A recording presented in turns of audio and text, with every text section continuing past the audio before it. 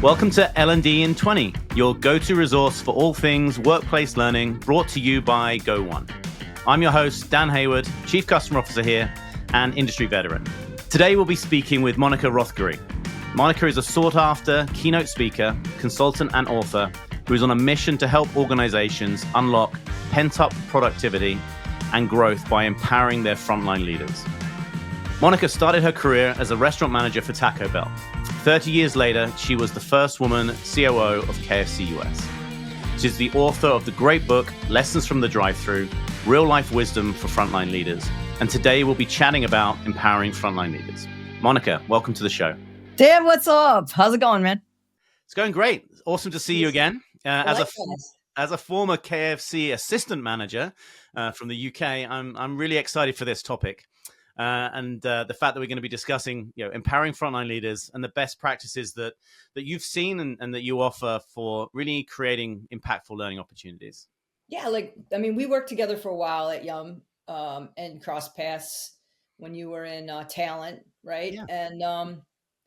And that was Yum was always a great place to experiment with, how do you really use L&D to not just put out programs, but to drive the business, right? Yeah. So for some of our listeners who may not know what Yum is, do you want to give us a quick overview of just the scale of that business and the size of the size of the operations you were leading? So Yum Brands is the largest restaurant company in the world if you count sheer number of restaurants and all the brands they own. Mm-hmm. And right now they own 4 brands: Taco Bell, KFC, Pizza Hut, and Habit Burger and Grill. If you count just one brand of restaurants, McDonald's would be the biggest. So it's a huge, restaurant company. And I was fortunate enough to work in all 3 brands. And most recently, or the last job I had, was the COO for KFC in the US. So I ran 1 Taco Bell restaurant when I started my career, and I ran 4,000 KFCs in the United States before I retired and started my new passion to help companies get their frontline leaders empowered and excited and engaged. That's amazing. So if we think about it, that's well over probably 15,000 frontline leaders at KFC that you were servicing from it's a lot. Shift leaders all the way through. Yeah, many thousands. So as you think about that kind of context, what unique challenges did you see that frontline leaders in the service or the retail industry face when it comes to L&D? And how can kind of L&D teams that are listening now kind of best help to address some of those needs? Well, Dan, the restaurant manager, we'll just talk about restaurants for a second. Yeah. It's just such a unique proposition. First of all, it's a retail store and a manufacturing facility all under the same roof, right? Raw product comes in the back and they have to turn it into pizza or fried chicken or tacos. And then 10 steps from where they make that, they have to turn around and sell it. And so they have to have skills in retail, in customer service, in, delivering speed and accuracy. And they have to have skills in production, efficiencies, standard operating procedures, food safety, in our case, procedures to make sure that all of the ingredients are handled safely so people don't get sick. So all that happens under one roof, led by a 27-year-old leader whose experience is last week they were the shift manager. Yeah. And they lead a workforce that are mostly entry level and with extra high turnover. Mm-hmm. So you combine all that, and the challenges of these frontline leaders is I think it's one of I had a lot of jobs. I was an army officer, and I tell everybody that the hardest job I ever had was running a restaurant for the reasons I just said. Mm-hmm. You have a lot of turnover, you have a lot to train people on. Everything happens really fast, and you throw all that together, and it's a really big learning challenge. Yeah. It's just a big execution challenge. Yeah, absolutely. It's competing priorities that you absolutely do not control, from kind of open 7, 8 a.m. in the morning all the way through to close. Oh, that's a great point. You brought up day parts. Yeah. Yeah. What retail store, what factory, factories might have 24-hour shifts, but Yeah, you open at 7 or 8 in the morning, and you're open till 2 in the morning. Yeah. Yeah. Yeah. And yeah, it's a challenge. It's tricky. So then, as in your experience, I know it's vast in terms of kind of innovation, trialing, testing different things. Was there anything that you saw that kind of really stuck? Any specific kind of format or content delivery that you've seen work particularly well for this environment and for these frontline leaders? Yeah. So I want to go back even one step further from there. Yeah. And I want to invite leaders in learning and development to position themselves as partners to operations. Hmm. And the first way that you can support your operations partners and the people in your units, whether they're retail stores or hair salons or oil change, Hmm. facilities or restaurants, is to make it easy. Simplify the operation as much as possible. When there's less to know, there's less to train. Hmm. And there's a lot of complexity that gets built into unnecessary complexity that gets built into operations, that if you can partner with your operators and say, well, like, you have 4 size cups, do you really need 4 sizes of drinks? What if we cut that down to 2, medium and large? Hmm. And they'll say, well, what about kids meals? Well, how many kids meals do you actually sell? And so if you can partner with your operators to get them to think about simplifying the operation, making it easier, then you have less things you need to train. Yeah. That's step 1. Step 2 is, how do L&D folks help make the execution foolproof? Hmm. And what training aids, what job aids can you put in place so that it's impossible to make mistakes?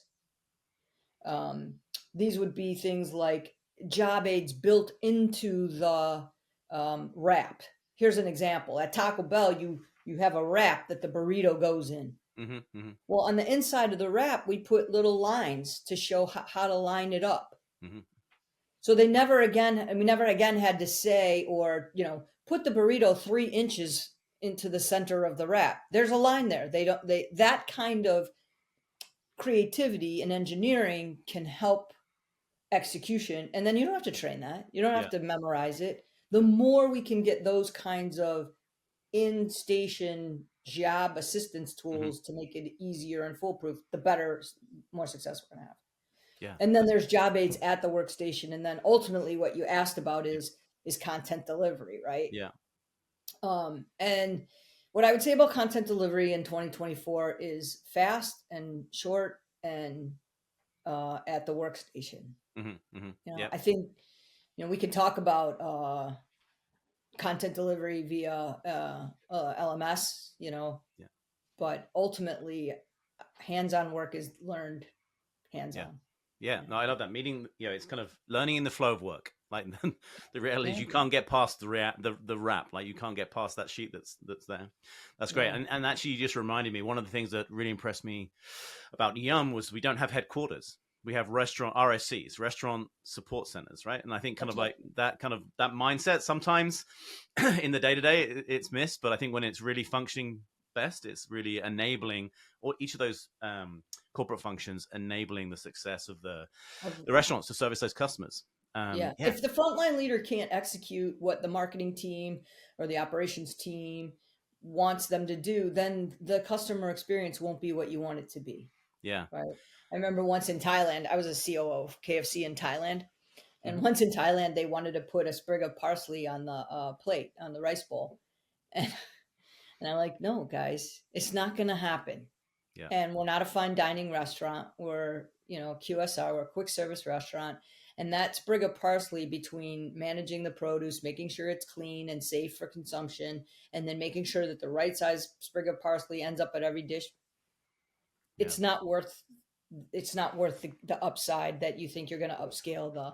So that's a good example of, like, really standing up for simplification and not complexity. yeah. That's great. And I think one of the things, obviously, I read your book. It's great. Like yeah, there's a lot of kind of scenarios and stories that you tell there that, if anyone has worked in any kind of quick service restaurant or any service environment, you connect to it. But I think one of the questions that I wanted to kind of call back to, one of the first things you said was, literally, you could be the shift manager yesterday and you're the assistant manager today, and at some point 6 months in the future you're the store manager, and you may have started in the last year. And so one of the things that I was interested in was how do we equip those leaders from a cultural, maybe like a soft skills perspective. But you had a great story around kind of, I think, the shadow of leadership. You mentioned kind of Sandy and the store visit. So I was wondering if you can kind of maybe connect the two there, because I do think it very much is top down. People learn from what they're seeing and how the area manager and the regional manager is operating. I mean, one of the beautiful things about our industry is that you can grow. Mm-hmm. You can start out as a cook or a dishwasher and find yourself, and not in 20 years, where, like a lawyer that it takes 20 years to make partner. Yeah. In a matter of a few years, you could go from line cook or dishwasher to running the restaurant. Mm-hmm. and having a real opportunity, like a career where you can provide for your family, send your kids to college, buy a home. And so that, I think, makes our industry really special. I always tell people there's more opportunity than there is people willing to be leaders. Mm-hmm. And so if you want to, it's there for you. So that's a plus, that's an upside. Yeah. But then there is the responsibility on the organization, because all that young leader person knows is what you've taught them. Mm-hmm. They haven't worked anywhere else. They didn't go to school for leadership. They only know what you've taught them. So everything, starting from the most basic tasks around leadership, has to come from your organization. And whether that's mentorship, whether that's putting people in learning circles and having, above restaurant or more senior leaders talk to them about the duty of care, what it means to be a leader, how to love and engage on your team, how to do things like delegate, have crucial conversations, hold people accountable. They don't know how to do all that. Yeah. In the absence of an organization telling them, they will either make it up, but most often they'll mimic what they've seen, which, if it wasn't good, will just create disruption and ultimately turnover. So the responsibility lies squarely on the shoulders of the organization. And I think the organizations have to do it well, use every lever possible, from mentoring to classroom training to, even giving books like mine. I had one franchisee say, I'm going to give every new shift manager a copy of your book because it's so easy to digest, and they immediately understand that their role isn't to be a boss, it's to be a servant leader, right? Mm-hmm. Mm-hmm. I keep having kind of flashbacks. I was like, I started off making the gravy in the old school KFCs when we used to make it from the crackling coming out of the henny pennies. That was my job. Like every Saturday I would just go in and make the gravy. It was so much fun. And now, like, you can open the pack. Yeah, unfortunately, and just pour it in and warm it up. Yeah. Some old timers might argue, it's not as good, but I would say it is as good, and you have a lot higher chance of consistency in the product than 100%. Having every 14-year-old in the UK pulling cracklings to make gravy. And standing the fry, the chip. We used to have we didn't sell fries in the UK, but if the chip stood up, then that was it. Gravy's good. Okay. So now we'll move on to our next segment. It's the 60-second budget breakdown. So obviously you're working and consulting with a lot of different businesses. So we're really interested to think about where you maybe advise them, or the most important things that you're seeing that they're spending their money on right now. The biggest problem I see in organizations is that often everyone's doing the job of the person underneath them. Right. And so you have shift managers who can't really run shifts. They're just team members with keys. And then your restaurant manager isn't really running the business, running the restaurant.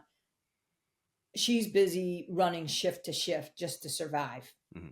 And so the advice I have, the place to invest is to build self-sufficiency starting at the bottom level. Mm-hmm. Your shift manager, who you're paying them a premium, should be able to run a shift. You should be able to leave them alone, and they should be able to to lead the team, to make sure the guests get served, all the administration and food safety things get done. And that's the definition of someone who is self-sufficient in their role. They don't need to call anyone, they can do it. Once you have the bottom level of your organization, the first level of leadership, self-sufficient, then you unlock the potential for your restaurant manager or the next level up to do something different. And then so your next responsibility then as an organization is to teach them, okay, you don't have to make food. You don't have to work the shift. You don't have to make sure that the team members are all deployed. Your shift manager is going to do that. So what do they do then? They don't know what to do. This is where we have to teach skills like sales building, analyzing their P&L to find profit opportunities, building check, increase frequency. These are skills they don't know. And so if you want to get more sales, drive more growth from your frontline leader, the organization can teach them those skills. And then it goes up to the next level. Every organization you and I have worked with, Dan, has top tier managers.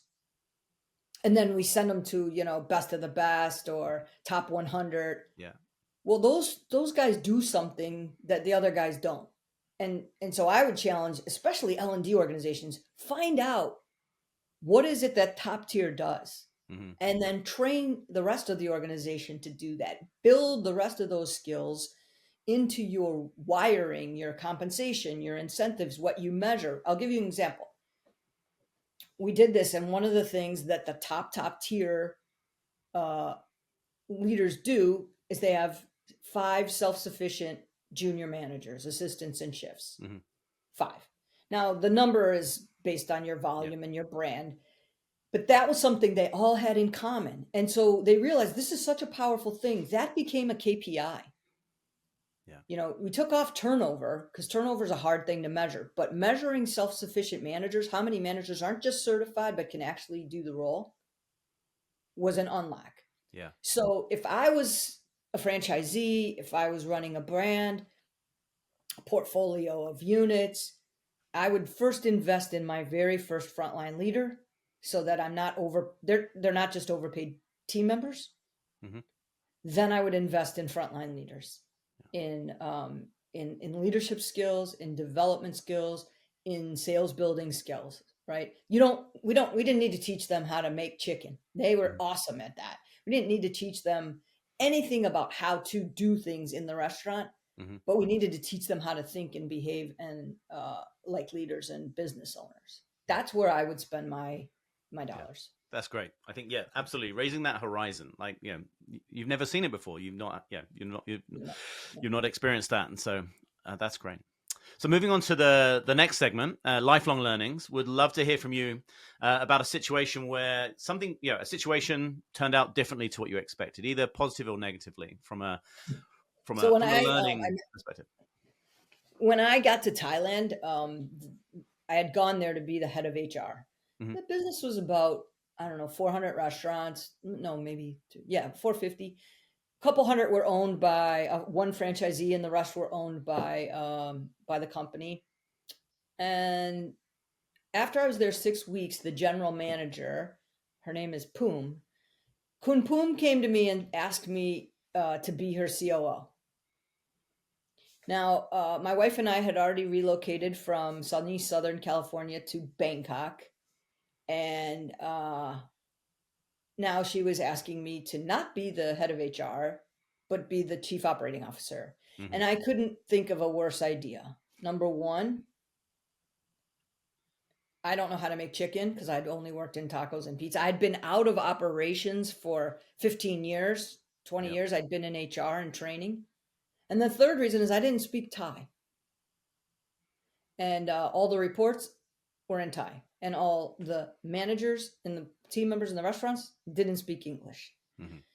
So it was one of those junctures where you're like, okay, what am I going to do? I told her, I think it's a bad idea. She said, you're going to be fine. And that's kind of the first thing I would want to share is when you tell someone you're going to be fine, you've got this, you put your faith in them, you tell them you believe in them. It's remarkable what people can rise to and do. And, with her support, I was able to do that job. The other thing I did was I put on the hat of a learner. Like for 15 years, I've been in learning and development. I've been in HR telling operators, this is what you should do. Could I do it? I've been telling them this is how they should, this is what you should lead. This is how you should communicate. This is how you should do strategy. Now, could I do it? Could I practice what I preach? And it was a really sometimes humbling, but fun way to say yes to an organization. And that I think is the lifelong learning, is like saying yes when opportunities arise. Don't be too siloed in what you think is your path. Yeah.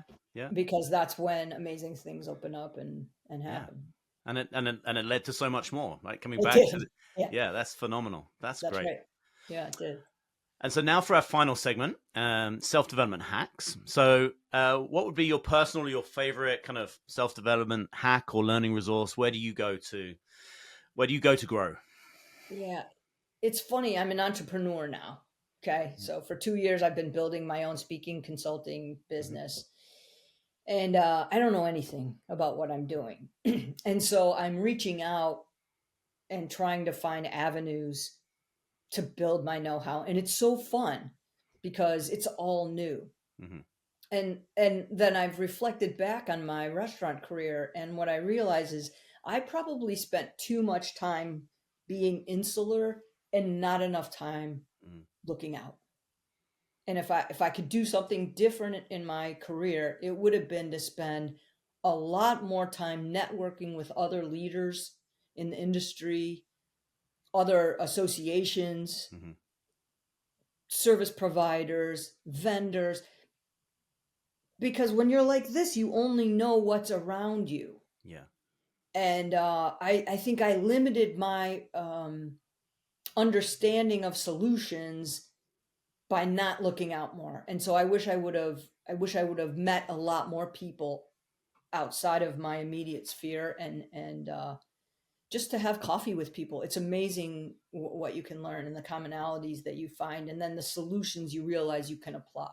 I love that insight. Thank you, Monica. Really appreciate you coming on the show today and sharing all of your insights. So thank you so much, Monica Rothgery. Oh, you're most welcome, Dan. Great to be here. Thanks for tuning into the show. I'm Dan Hayward, Chief Customer Officer, and that wraps up another episode of L&D in 20. We hope you found today's discussion as engaging as we did. Whether you're listening on the go or at your desk, we'll catch you on the next episode. Until then, keep on learning. This show is brought to you by Go1, the most diverse learning content aggregator. To learn how you can empower your employees with the right content at the right time, all in one subscription, visit go1.com or click the link in the show notes. And to stay up to date on future episodes of L&D in 20, subscribe wherever you listen to podcasts.